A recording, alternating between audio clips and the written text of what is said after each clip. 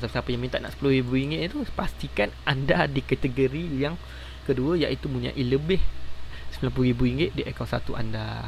Okay. So ini adalah contoh gambar rajah yang mungkin boleh kita faham lagi jelas lah.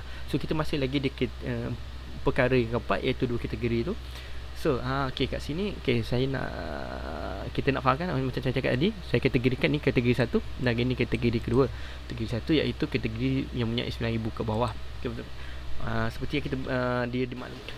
Assalamualaikum dan selamat kembali ke channel Tukang DIY. Okay, untuk kali ni kita ada satu video tapi berkaitan dengan off topic sikit, berkaitan dengan tukang. Okay, Tukang DIY. So hari ni kita nak buat berkaitan dengan perkembangan terkini, video berkaitan perkembangan terkini dan kemas kini terkini oleh KDBXP berkaitan dengan pengeluaran daripada akaun 1. Okay, so tanpa melengahkan masa, video ini saya buat untuk menerangkan secara terperinci. Mungkin siapa tak faham dan mungkin siapa tak baca lagi berkaitan dengan penerangan KDBXP, dan mungkin dah baca tapi tak faham. So kita akan buat secara ringkasnya 5 perkara yang kita perlu tahu tentang pengumuman terkini oleh KDBXP berkaitan dengan akaun 1. Okey, tanpa melengahkan masa, jom kita pergi ke 5 perkara tersebut. Okey, untuk perkara yang pertama. Okey, perkara pertama, ini program yang terbaru untuk akaun 1 ini diberi nama program iSINA, dan telah membolehkan 2 juta ahli yang terkesan untuk mengakses akaun 1 dan pendahuluan maksimum pertama antara RM4,000 hinggalah RM10,000. Program ini dinamakan iSINA. Okey, dan program ini sebelum ini program yang untuk akaun 2 dinamakan Island Study, dan program ini iSINA. Program ini telah dinambahbaikkan sejak diumumkan oleh Menteri Kewangan pada pembentangan Bajet 2021, yang mana ada 600,000 ahli kalau tak silap saya, dan penambahbaikannya sekarang ada 2 juta ahli, dan dianggarkan berjumlah 14 bilion akan disedia untuk ahli yang layak. Okay, so update ni adalah update terkini pada 16 hari bulan November 2020, iaitu semalam. Okay, itu perkara yang pertama.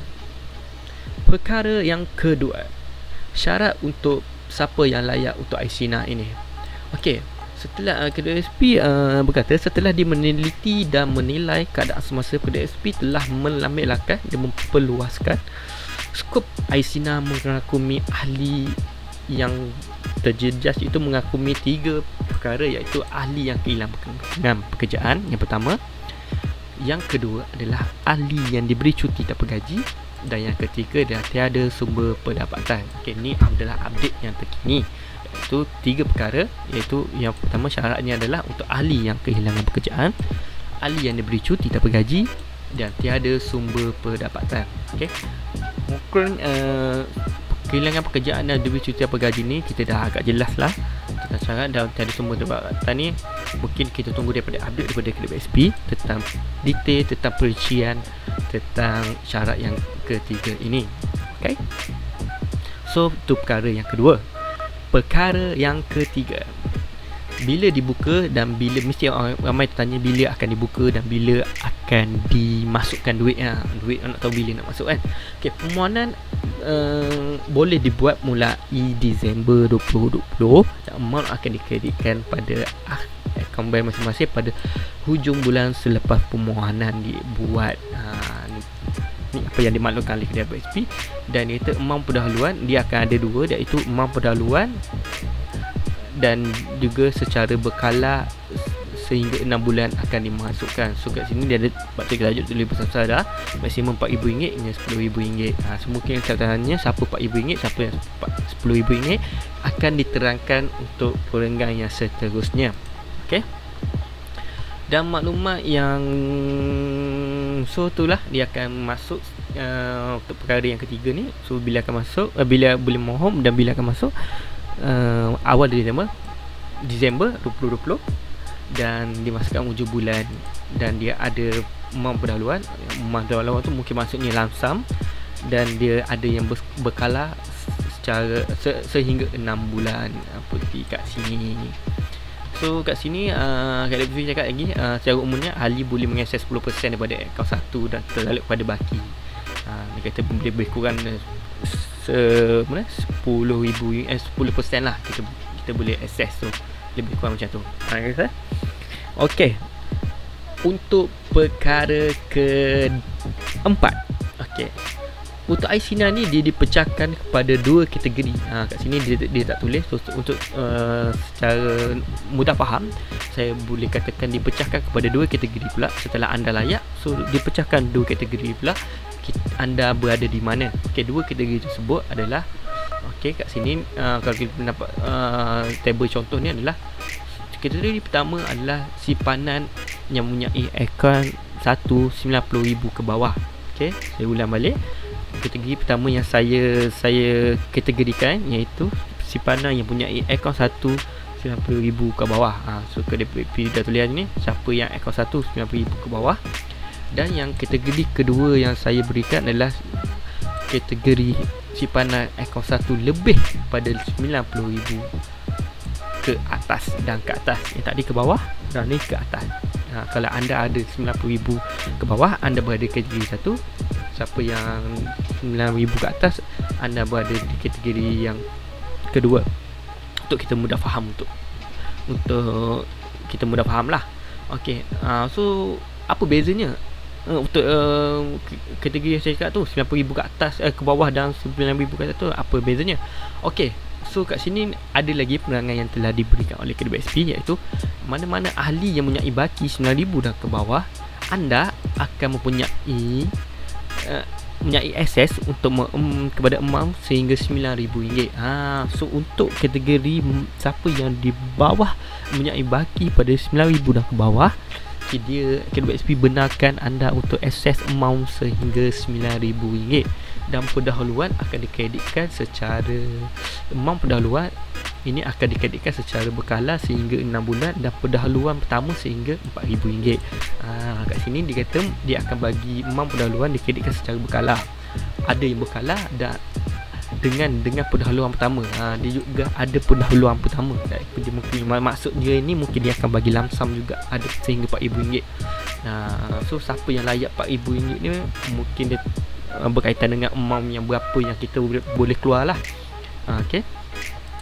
Okay, so tu untuk secara ringkasnya berkaitan penerangan tentang kategori 1 yang siapa ada 9,000 ke bawah, untuk yang siapa ada 9,000 ke bawah lah. Okay. Dan untuk yang kedua, siapa yang ada 9,000 ke atas, KDP berkata ahli mempunyai baki 9,000 ke atas akan mempunyai akses 10%. Dia membenarkan kita akses 10% daripada jumlah yang kita ada. Yang kat atas ni dikata 90,000 ni dibagi 9,000 maksimum. Yang ni dia, yang kedua ni dia bezakan, dia kata dia mempunyai akses 10%. So sehingga maksimum adalah RM60,000. Macam yang tadi, first tadi bezanya adalah 9,000 je maksimum. Yang ni RM60,000. Mungkin daripada jumlah total yang kita ada tu daratlah dengan 10%, dan kita, tapi banyak mana pun kita ada, kita ada 800,000 ke 900,000 ke, tapi kita maksimumnya tetaplah sehingga 60,000 sahaja maksimum. Kalau kita ada 1 juta ke contoh lah, tapi maksimum ni 60,000 sahaja. Dia tulis kat sini. Dan amount pendahuluan akan dikreditkan secara berkala 6 bulan dan pendahuluan pertama sehingga. Okey, so yang ni dia ada berkala juga. Dan yang pertama, yang ni dibagi RM10,000. Siapa yang minta nak RM10,000 itu, pastikan anda di kategori yang kedua, iaitu mempunyai lebih RM90,000 di akaun 1 anda. Okey, so ini adalah contoh gambar rajah yang mungkin boleh kita faham lagi jelas lah. So kita masih lagi di perkara yang keempat, iaitu dua kategori tu. So okey, kat sini saya nak kita nak fahamkan macam saya cakap tadi, saya kategorikan ni kategori 1 dan ini kategori kedua. Kategori 1 iaitu kategori yang mempunyai 9,000 ke bawah. Seperti yang kita maklumkan tadi, iaitu sehingga RM9,000 tak boleh keluar ada baki. So maksudnya baki ni, kalau anda ada memang cukup-cukup 9,000, mungkin ada 9,000, tak boleh keluar 9,000 lah kot, boleh keluar 8,900 macam tu lah, daripada apa saya faham lah. So mungkin siapa kalau salah boleh bertukar ke bawah. So sama-sama kita tahu tentang perkara ini, dan mungkin juga boleh tanya lanjut berkaitan terus ke KDBSP. Okay? Dan pendahuluan pertama adalah sehingga RM4,000. So ni maksud ni pendahuluan bulan pertama ni mungkin first tu dia bagi lamsam RM4,000.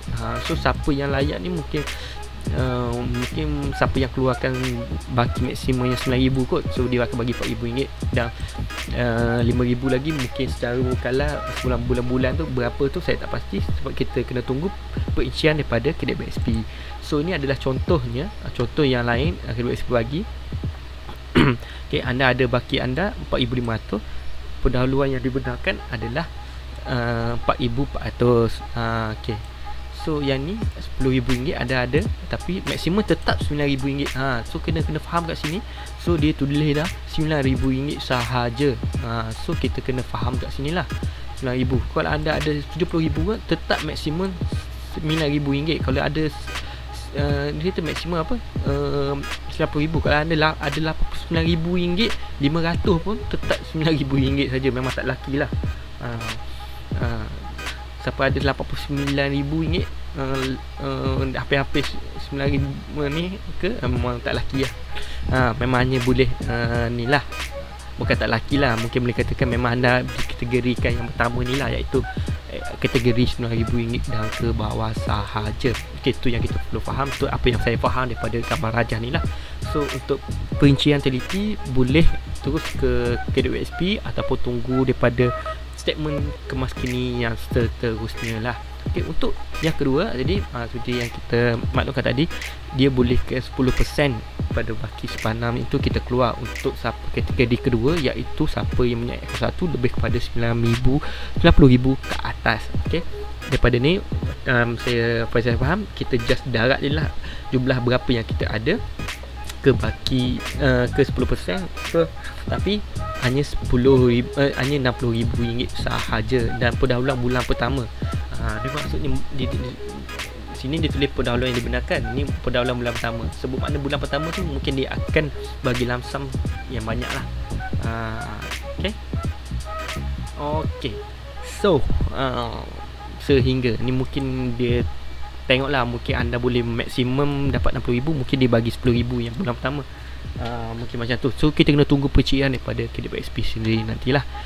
So okay, contoh yang seterusnya adalah table yang diberikan oleh KWSP. Jika anda mempunyai baki ekor satu RM100,000, amount pendahuluan yang dibenarkan adalah RM10,000. Okay, dan ni contoh kedua, anda ada RM500,000, pendahuluan yang dibenarkan daripada 10% tu adalah RM50,000 lah.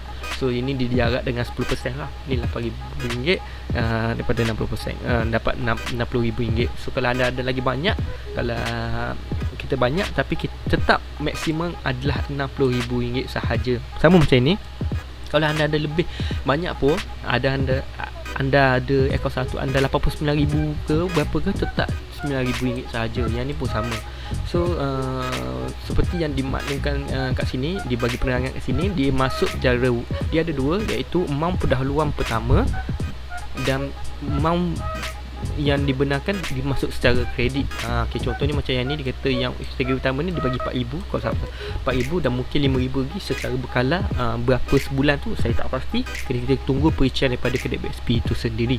Okay, ni apa yang dimaklumkan pada statement yang terkini oleh kedai BSP lah. Okay, so tu untuk perkara keempat. So faham, agak jelas, agak penerangan saya ni jelas dan ringkas untuk bagi faham semua. So boleh komen kat bawah kalau tak faham, so saya akan cuba jawab, atau mungkin direct ke TWSP. Dan mungkin siapa yang tengok ni juga boleh komen kat bawah jika ada kesilapan yang saya buat, boleh betulkan kat bawah, so sama-sama kita tahu tentang maklumat yang terkini ni. Okay, dan perkara yang terakhir dan perkara yang kelima. Okay, perkara yang terakhir dan perkara yang kelima yang anda perlu tahu adalah ahli yang memilih untuk memohon KWSP ini, IC NAT ini perlu kat sini saya terangkan lagi, perlu menggantikan amount yang didahulukan. So macam mana? Okay, macam mana cik tukang dewan? Kita orang kena bayar cash ke? So kat sini dia ada lagi lah, dia bagi perincian sikit. Alhamdulillah kat sini dia bagi perincian sikit, so mungkin boleh melegakan. Mungkin tak adalah letak pada ahli-ahli itu tertanya kan. So kat sini dia tulis dah, iaitu dia bagi dah penerangan, iaitu caruman baru akan dikreditkan 100% ke ekor satu sehingga pendahuluan yang diterima telah digantikan semula. So ni mungkin cara kita bayar balik, mungkin mungkin selepas ini ada majikan mungkin dah ekonomi dah pulih, dah stabil, majikan dah start bayar balik kedai BSP semua. Mungkin siapa yang cuti apa gaji dah beri gaji semua. So kedai BSP yang majikan bagi yang kita carum bulan-bulan tu, dia akan masukkan ke akaun satu dulu, sehingga amount yang kita ambil tu dah diganti balik, barulah dia akan balik asal, iaitu pecahan pada 30%, 70% akaun satu dan 30% untuk akaun 2. Okey, itu yang dimaksudkan oleh kedai BSP, macam mana kita bayar balik. Okey, ni adalah update yang terkini lah. Cari tu cara dia bayar balik lah. Okey, so dia macam sukanya, maksudnya kalau contohnya anda dah ambil apa yang saya faham lah ni. So siapa yang kalau rasa macam teori saya salah, boleh komen kat bawah, sama kita betulkan, sama-sama kita belajar daripada faham benda ni. So contohnya saya layak ambil 9,000. Okey, so contohnya kita layak ambil 9,000. So setelah kita dah company start bayar balik ke BSP, so duit yang dicarum tu terus akan ke akaun satu, tak pergi dah ke akaun 2. Akaun satu sampailah 9,000 contohnya lah, letak setahun habis lah 9,000, cukup 9,000. Dah cukup, masa tahun depan, tahun 2022 tu mungkin dah bawa dia akan ni balik, dia akan pecahkan balik 70% untuk akaun 1, 30% untuk akaun 2. Macam tu. Okay, itulah apa yang saya faham. Okay, so macam mana sekarang ni Arab boleh mengikutilah video ni. So itu adalah 5 perkara yang anda perlu tahu tentang kedai BSP. So berharap siapa yang layak guna sebaik mungkin tentang kemudahan yang diberi ni, tentang untuk kedai BSP ni, dan mungkin anda tidak dikategorikan pada syarat yang layak. So apa kata anda juga, komen kat bawah, so sama-sama kita bincang, dan mungkin kedai BSP boleh membaiki lagi, mungkin dia boleh melonggarkan lagi sikit untuk syarat ni. Kita berharap seperti begitulah. Untuk siapa yang nak akses ni, mungkin ada juga yang siapa yang ingin mengguna, mungkin tujuan untuk menghadapi musim pandemik ni lah. Okay, so ni saja. Mungkin ada update kini, kita akan cuba fahami, dan saya akan juga bagi penerangan lah, ringkasan untuk akses akaun satu ini. So berharap video ni boleh manfaat untuk anda, dan video ini boleh memberi jelaslah apa yang update terkini berkaitan dengan kedai BSP. Okay, so untuk itu saya rasa itu sajalah untuk kali ini. Okay, jangan lupa subscribe page ni, tekan DIY. Kita jumpa lagi untuk video akan datang. Semoga video ni memberi manfaat untuk semua. Okay, jangan lupa subscribe. Okay, terima kasih. Jumpa lagi. Assalamualaikum.